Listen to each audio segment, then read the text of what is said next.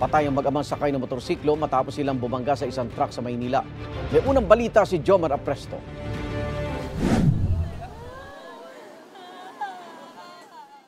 Napahagulgol na lang ang 20 anyos na si Gaudin nang makita ang kanyang tatay at kuya na nakahandusay at wala ng buhay sa Delpan Bridge sa Maynila. Ang mag-ama sumalpok sa likuran ng isang trailer truck habang magkaangkas sa isang motorsiklo pasado alas 12 ng hating gabi. Sabi rin po ng mga kapitbahay namin, nag-inuman daw po yun sila.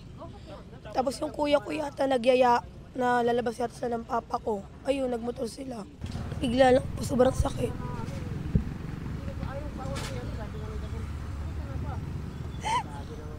Sa kwento naman ng pahinante ng truck, nakapila sila sa tulay papasok ng port area para isauli ang kanilang dalang truck. Kukuha raw sila ng panibagong truck na may mga kargang aircon na ihahatid nila sa Taytay, Rizal. Bigla sir, umuga na lang sir yung truck po.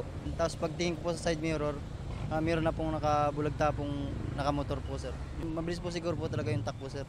Pasado alas 3 na madaling araw nang dumating ang punerarya na kumuha sa bangkay ng dalawang biktima.